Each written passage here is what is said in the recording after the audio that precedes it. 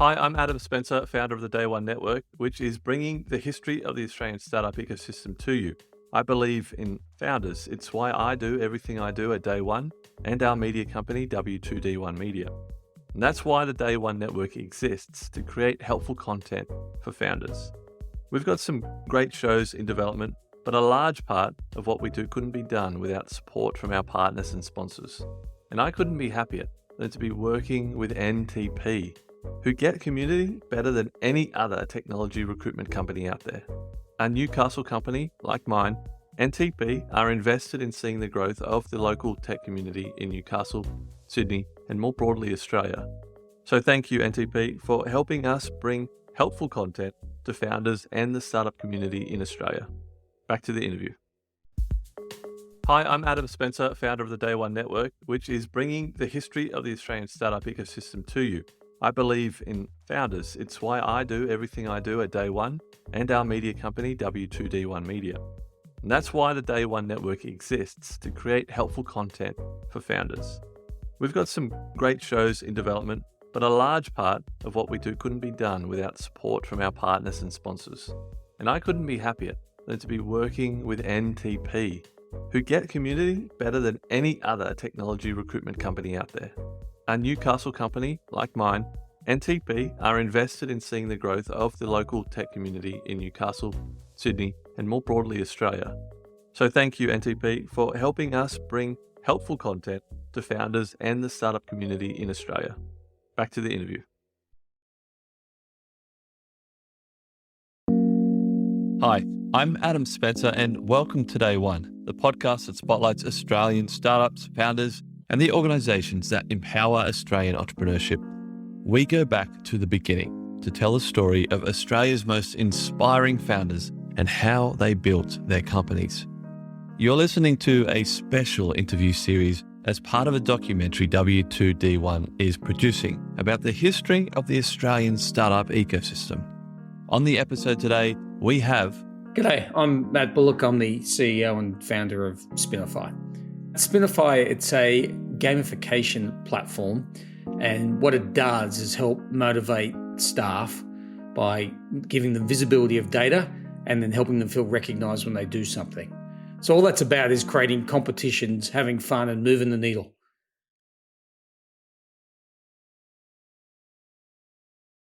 How and why did you get interested in the concept of gamification?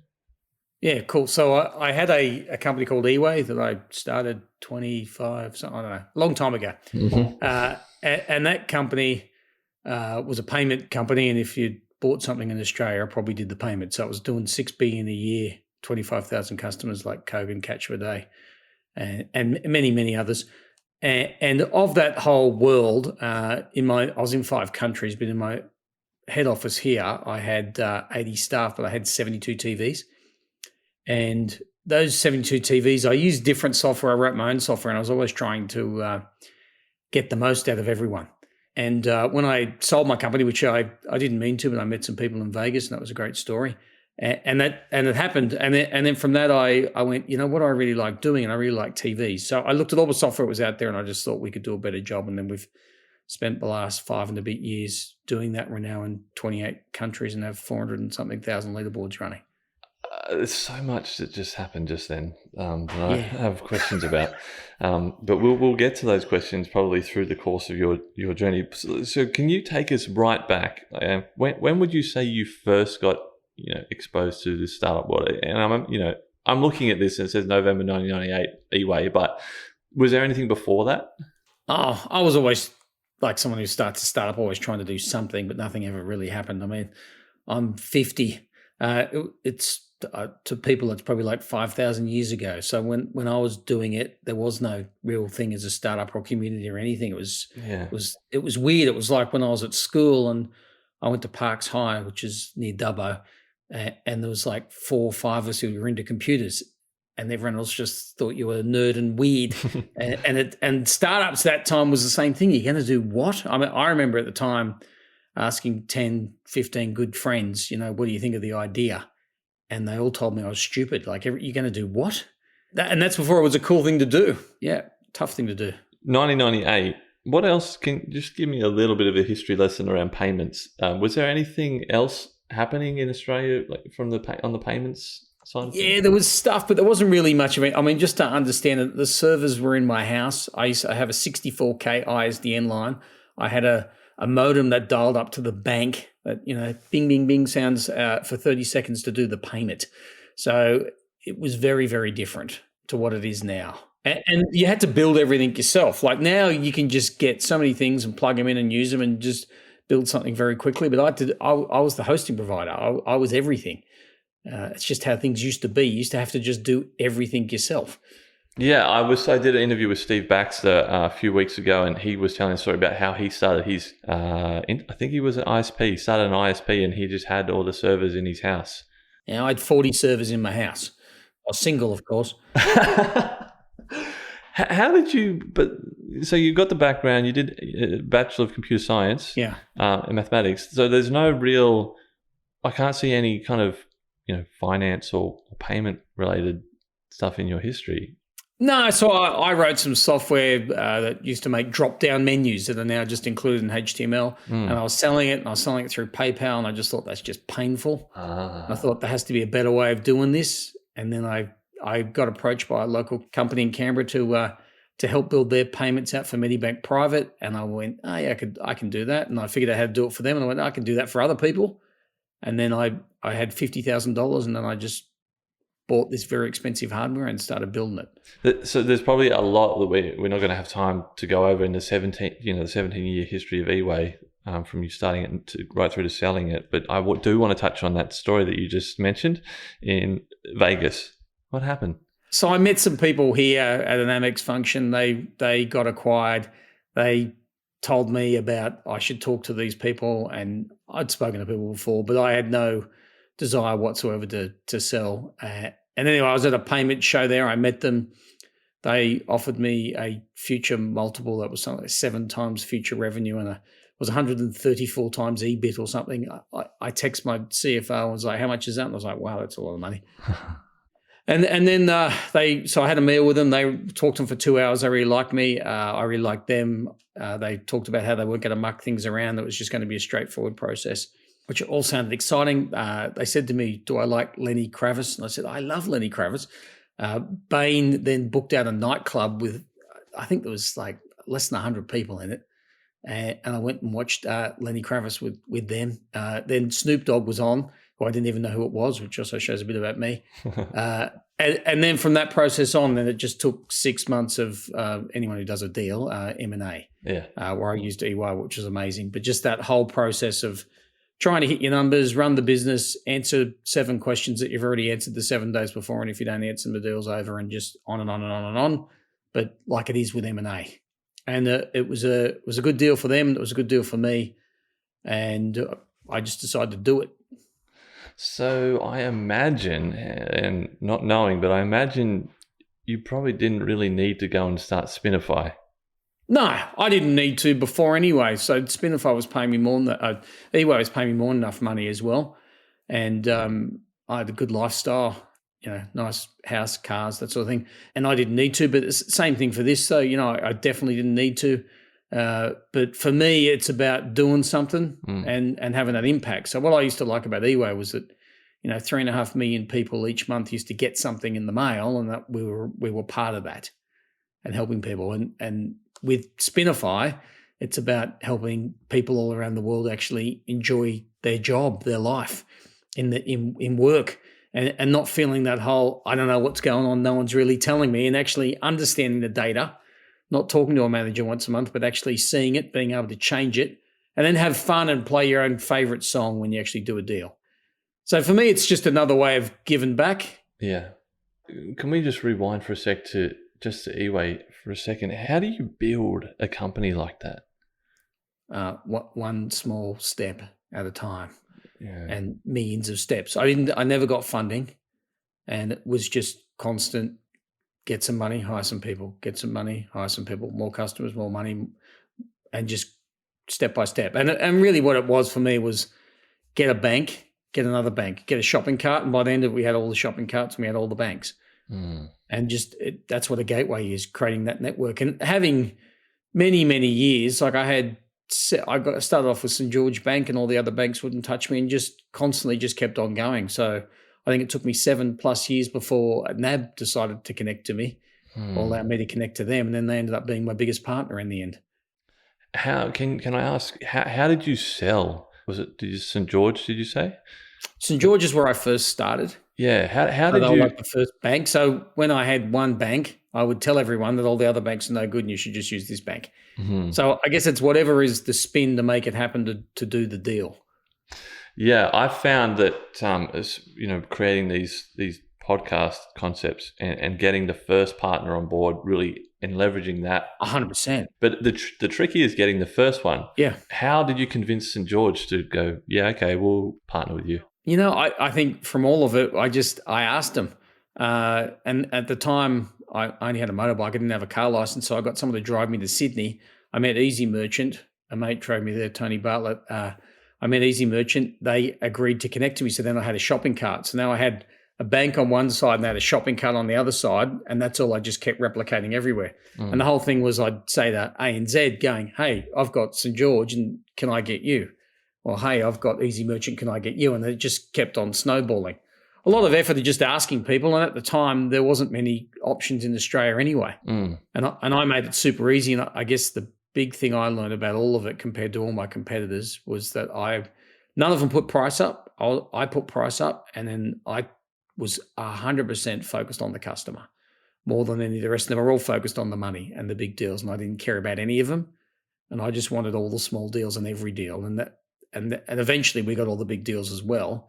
But because I focused on just getting customers and keeping them and making them happy. Has that been your kind of philosophy right through your business journey? And is that the biggest thing you took away from eWAY is focus on the customer? Yeah, I mean, I got that from Salesforce and listening to Benioff and all the times I went over there. And they really are a customer company, and being that customer company and making everyone in the company know that we're here to serve that customer. So you exited eWAY in 2016. At what point did you have the bandwidth to stick your head up and start noticing what was happening in Australia in terms of startups? So I was doing more and more of that at the end of eWAY, like just trying to help people, mentor people, get people in the office, talk to people. I did the 1% pledge with the Atlassian guys, which was cool as well. I put $1 million into a foundation that we give 50,000 away every year. And the first probably 2 years of doing Spinify, my 1% probably turned into somewhere between 10 and 20%, where I was just mentoring people, helping people, just spending a lot of time giving people advice. Why is that important to you? Just giving back. I mean, I don't know why I do anything really. It's all just what it is. It's just what I have an idea, something happens, and it just keeps on going. When did you, feel free to skip this question if you don't really have an answer, but when did you start to see this inverted commas startup ecosystem start to take off in Australia? I think at the end for me of eWAY, with that time was definitely there with people building e-commerce sites, and for me that was already a larger, medium-sized business. I didn't really feel it, but from doing Spinify, I started with a blank page. I was going up against competitors that had been in business for 7 years, and I had one line of code.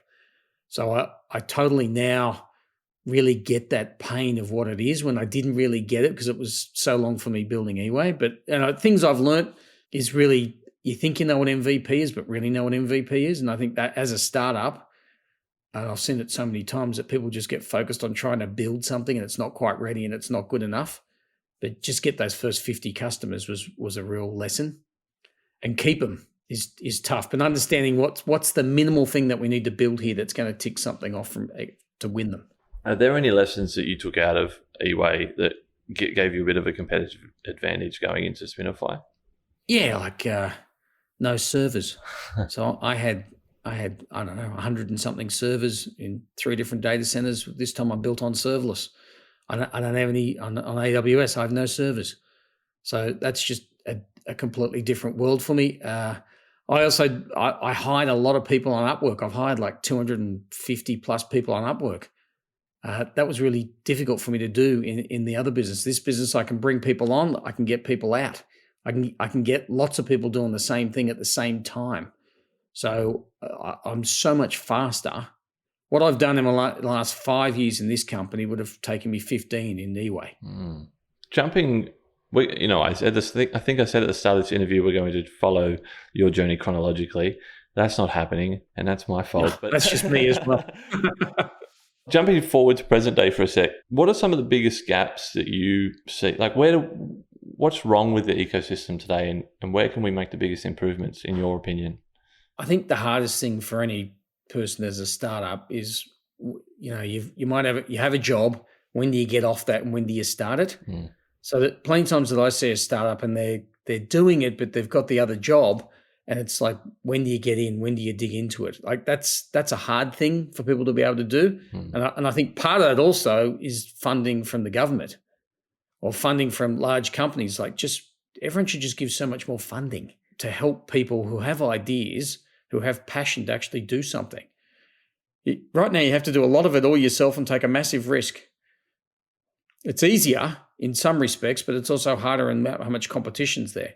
But the level of funding is just not there. It's tiny.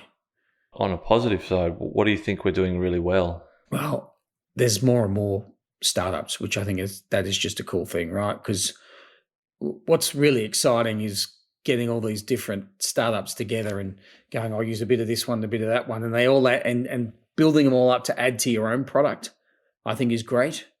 And there's so much product out there, and there's so many ideas out there as well. Like people are having a go. There's just a lot more people that could have a go, but it's changing. And what's good about that is that when you do get a startup and you do make it work, you hire people, you change their lives, you change your customers' lives, and you make a difference, which is the number one thing, I think.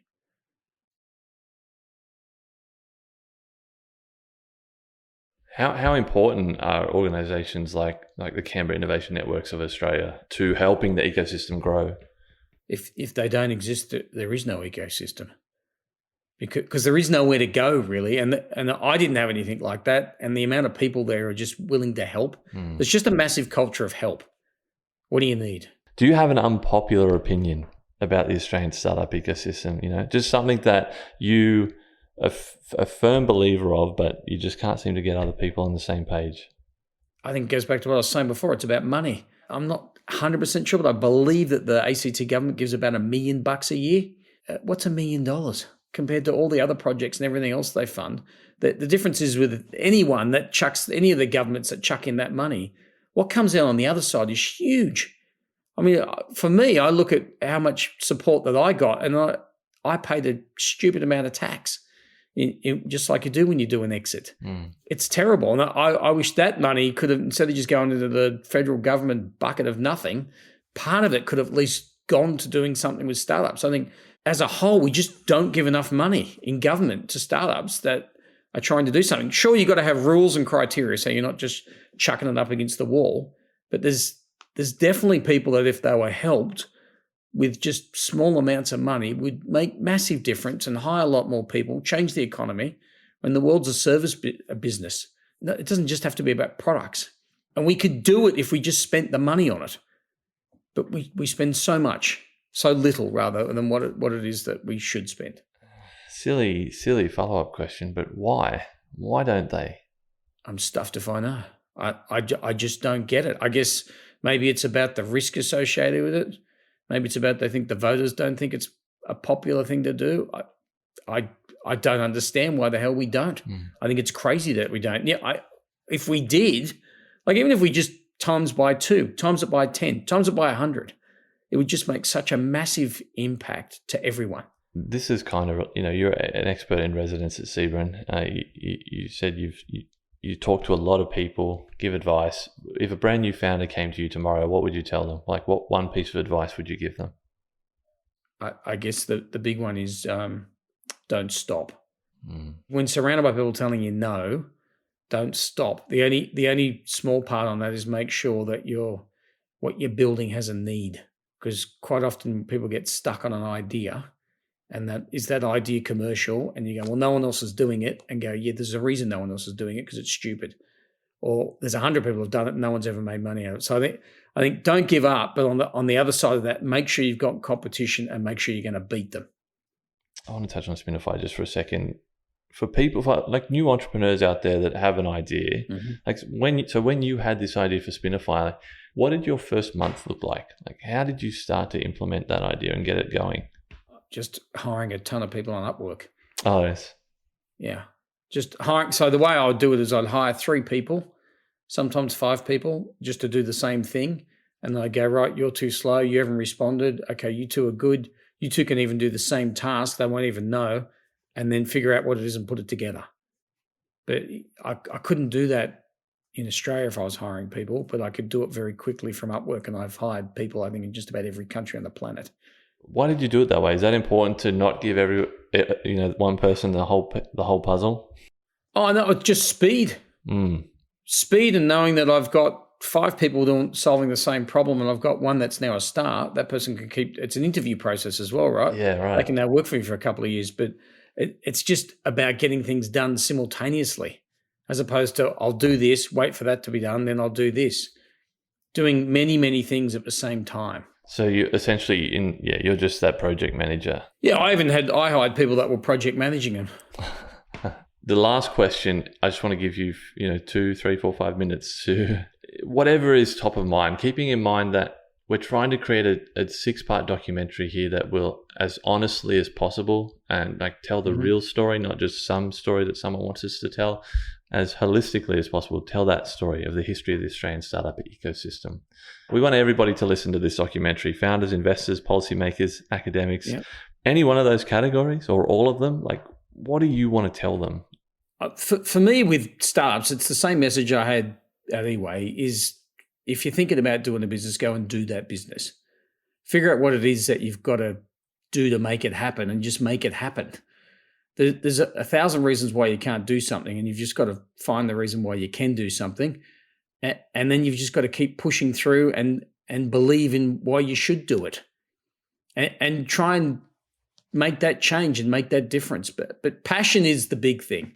If you've got the idea, because ideas are cheap, but then passion, and then follow through with a commitment, and focus on just getting that first sale, getting that first 50 deals. And I think one of the things that's lacking from founders is that quite often they don't think about that as a founder. You also have to be a person who sells, and you have to be the best person who sells. And they get quite nervous about it. And that's something that you just have to do, because if you don't want to sell, I don't really reckon you should be doing a business, because you should be the best at selling it. And that's got to, again, come through from passion and being able to articulate what you're doing, why you're doing it, and why people should buy it. Yeah. Sorry, follow-up question. Like, yes, I get that. I get the sales side of things. Why do you think is it just people that just the connotation associated with sales, the word sales, they don't want to be a salesperson? Yeah, I think people don't want to be a salesperson and also ideas are cheap, and building a product is easy in the fact that you can just go, let's add another door, let's add another window, let's make it 50 stories high, and you can just keep on building. And no one questions you. When you've got customers and say, why is the door sideways, and why do you have a window that opens backwards? All those things that you go, oh yeah, okay. But then selling someone and actually even asking someone for money is hard. But when you're just sitting in your room stacking up blocks or whatever else, it's not as hard. Not building a product is not an easy thing either. Everything I think to do with a startup is hard. But selling is really tough. Convincing someone that you're the right solution and for them to give you money is a hard thing. What would you tell that founder that is, too hesitant to do that? How would you kick them up the bum? Or would you just tell them it's not for you? No, I would say to them, because everyone can change, I would say this is something you need to fix. So just because you don't do it today, work on it and what you got to do. I use tools like gong.io, but there's a ton more. So when you do calls with people, review them yourself. Find all the things that are busted and fix them. And that's all it is just finding every single little thing, from the pitch, from the questions that you ask someone when you do something, when you do a demo or whatever it is that you're showing to them, and just look for all the changes. And every time you think, I've got the sales process right, you never will. You'll find another one. And you find one every single day. And I guess the biggest one on top of all that is deal with objections. Instead of just accepting someone when they tell you why they can't buy the product, ask why. And if you keep asking why and you keep listening, eventually you'll break them down and there's nowhere left for them to go but for them to buy.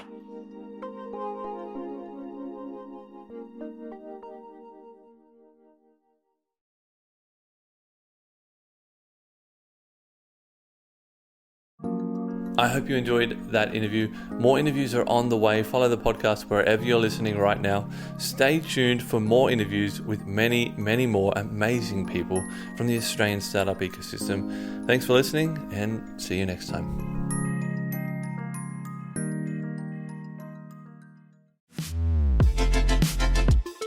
The Startup Retro is a new podcast from the team behind Overnight Success. A weekly show where we help you level up on the Australian startup ecosystem by giving you an insider's view on Aussie startups and venture capital. I'm Will Richards. And I'm Gemma Clancy. At OS, we curate the most important news and announcements across the ecosystem and explain a bit of useful context behind them. The Startup Retro podcast will follow a format familiar to our readers of the weekly newsletter, but offer an opportunity for much more discussion. So, if you want to keep your finger on the pulse of all things happening Aussie startups and venture capital, start your week by listening to the Startup Retro. New episodes every Monday, starting the 1st of July. The Startup Retro is brought to you by Day One, the podcast network for founders, operators, and investors.